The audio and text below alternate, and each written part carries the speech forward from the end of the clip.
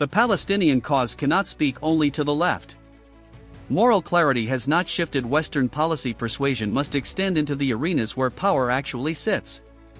For decades, the Palestinian cause has found its most receptive audiences on the political left. Progressive movements, human rights organizations and anti-colonial traditions have offered language, solidarity, and moral clarity. That alignment made sense. It still does. But in today's political landscape, it cannot on its own shift policy.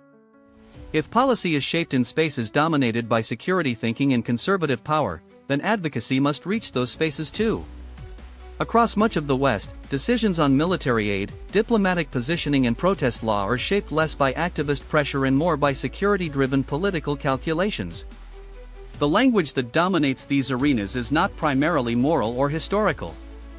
It is strategic, legal, and institutional.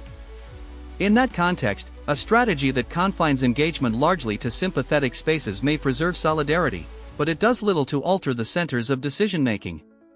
The Palestinian movement has achieved unprecedented visibility, particularly since the start of Israel's latest genocidal war on Gaza, which has killed tens of thousands of civilians and reduced much of the Strip to rubble. Public awareness has grown. Legal scrutiny has intensified. International institutions have been drawn into the debate. Yet visibility has not translated into leverage. Arms continue to flow. Diplomatic cover persists. Restrictions on pro-Palestinian protests have expanded in several Western states. Moral clarity alone has not been enough. Recent developments across Western capitals illustrate this gap between visibility and influence. In Germany, local authorities have outright banned or heavily restricted pro-Palestinian demonstrations on security grounds. In parts of the United States, student encampments have been cleared by police, and state legislatures have penalized institutions seen as tolerating boycott campaigns. In the United Kingdom, large demonstrations have been framed primarily through the language of extremism and public order. In each case, the debate is centered less on international law or occupation and more on domestic security and counter-extremism, the terrain on which governments feel most confident. Part of the challenge lies in how engagement has been structured. The Palestinian cause is not marginal, extremist, or morally ambiguous. It is rooted in international law, the principle of self-determination and the right of a civilian population to live free from occupation and collective punishment. Those principles are not inherently left-wing. They speak to law, sovereignty and the limits of state power, concepts that resonate across political traditions. And yet, Palestinian advocacy in Western capitals has often been framed primarily through anti-colonial and human rights language, registers that resonate strongly on the left but less so within conservative political cultures. As a result, the cause is frequently perceived as ideologically aligned rather than universally grounded. That perception narrows its reach.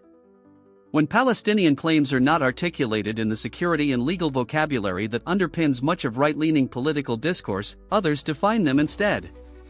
The dominant framing becomes one of terrorism, instability, or civilisational conflict. Occupation is recast as security management. Collective punishment is rebranded as deterrence. In such an environment, silence or limited engagement does not preserve principle. It leaves the field uncontested. Engaging the right does not mean diluting demands or moderating language about occupation, apartheid, or civilian harm. It does not mean legitimizing racism or Islamophobia. It carries risks of misrepresentation, hostility, or bad faith engagement, but disengagement carries the greater risk of irrelevance. It means recognizing that political persuasion requires translation as well as conviction. Arguments must be made in terms that intersect with the priorities of those who hold power. That may mean briefing conservative legislators, publishing in right-leaning policy forums, or framing arguments in parliamentary and security committee settings rather than exclusively in activist spaces. This might mean arguing that indefinite occupation undermines Israel's own long-term security by entrenching permanent instability. It might mean demonstrating that selective enforcement of international law weakens Western governments' credibility in Ukraine, Taiwan, or elsewhere.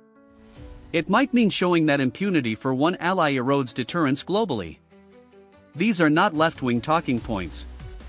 They are questions of consistency, order, and state interest. History suggests that political change often requires engagement beyond one's natural allies. The African National Congress did not limit its outreach to sympathetic audiences. It engaged governments that had long branded it radical or subversive. Irish Republican leaders eventually negotiated with conservative administrations deeply opposed to their aims. In each case, engagement did not signal endorsement. It reflected an understanding that political change requires dialogue beyond one's natural allies. There is also a generational dimension. The contemporary right is not monolithic. It includes nationalists concerned with sovereignty, libertarians skeptical of foreign entanglements, and co.